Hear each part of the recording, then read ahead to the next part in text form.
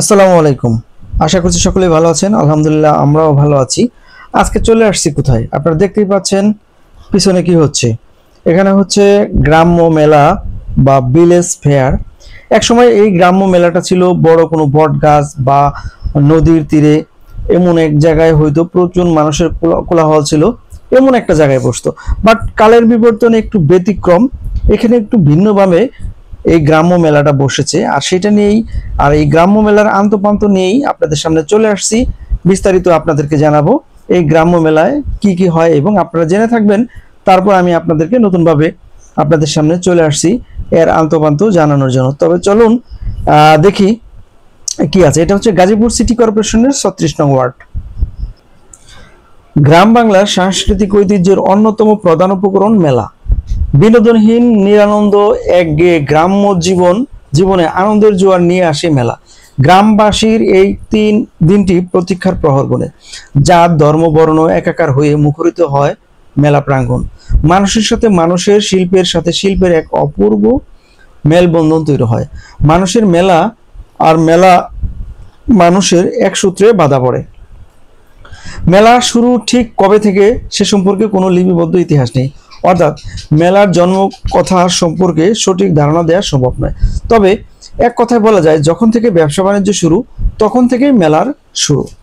গ্রামের বেশিরভাগ মেলাই বসে নদীর তীরে বা মেলার পশ্চা সাজে দূর দূরান্ত থেকে আসে নৌবহর, কিন্তু এখানে একটু ব্যতিক্রম, সম্পূর্ণ ব্যতিক্রম। আবহাওয়া অঞ্চল ভেদে বিভিন্ন জনপদে মেলার বৈচিত্র্য দেখা যায়। প্রবীণরা এখনো বলেন, এলো পৌষ গেল পৌষ বলে শীত তখন জেগে বসে, তখন প্রথমে মনে পড়ে যায় মেলার কথা। শীতের শেষে গায়ের মানুষের শস্য ভাণ্ডার থেকে পূর্ণ পিঠা পার্বণের উৎসব চলে।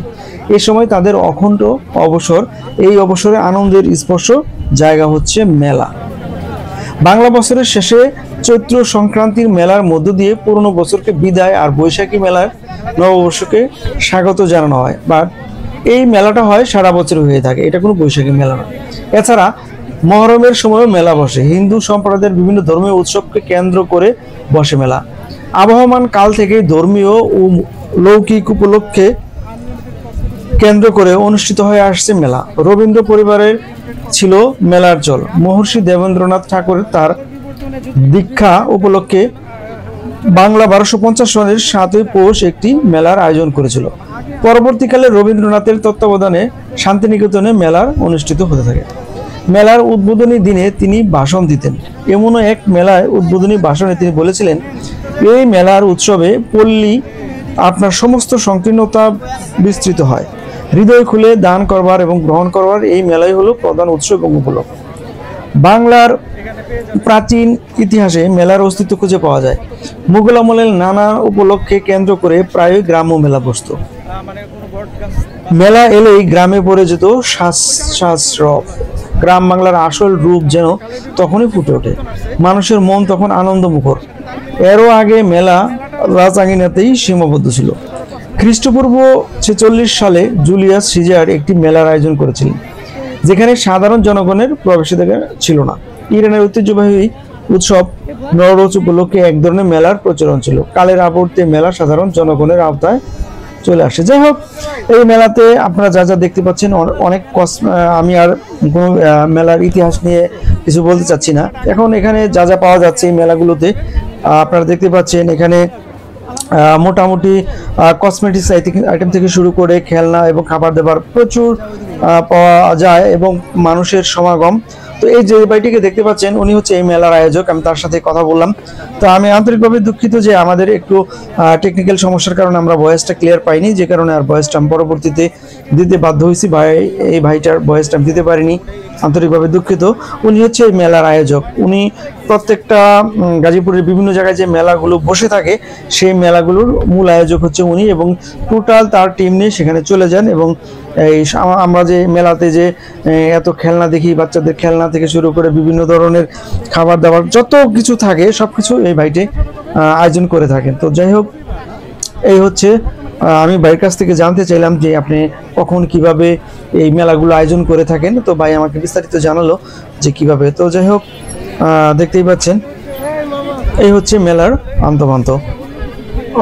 তো এখানে আপনার মেলাতে যা যা পেয়ে যাবেন এখানে প্রচুর পরিমাণ কসমেটিক্স, অনেক খেলনা থেকে শুরু করে সবই আছে। তো প্রচুর মানুষের সমাগম, মানে বিভিন্ন জায়গা থেকে মানুষজন চলে আসে এখানে এই মেলাতে। তো যাই হোক, বরাবরের মতো আমরাও চলে আসছি। আসলে মেলাটা বেশ ভালোই জমে উঠছে, যদিও নর্মালি মেলাগুলো বিভিন্ন বট গাছ বা কোনো গাছের নিচে। আপনারা দেখলেন এখানে হচ্ছে গ্রাম্য মেলার আন্তঃপ্রান্ত জমে উঠেছে গ্রাম্য মেলা। আর এখানে মানুষজন কানায় কানায় পরিপূর্ণ। দুই সাইডে দেখবেন এখানে হচ্ছে কসমেটিক্স, এখানে হচ্ছে বাচ্চাদের খেলনা, আর ওই সাইডে হচ্ছে আপনার কি বলে নাগরদোলা থেকে শুরু করে সবকিছু এখানে আছে। আর এখানে খাবার দাবার রয়েছে। তো সবকিছু মিলে অসাধারণ ছিল। আর মানুষজন মোটামুটি গ্রাম্য মেলাটা একদম জমজমাট হয়ে গেছে। তো যাই হোক, আমাদের ভিডিওগুলো যদি ভালো লেগে থাকে লাইক কমেন্ট শেয়ার করে সাথে রাখবেন এবং আমার কমেন্ট বক্সে আপনাদের মূল্যবান মন্তব্যগুলো জানাবেন। তো আজকের মতো এখানে বিদায় নিচ্ছি। সবাই ভালো থাকবেন, সুস্থ থাকবেন। আসসালামু আলাইকুম ওয়া রাহমাতুল্লাহি ওয়া বারাকাতুহু।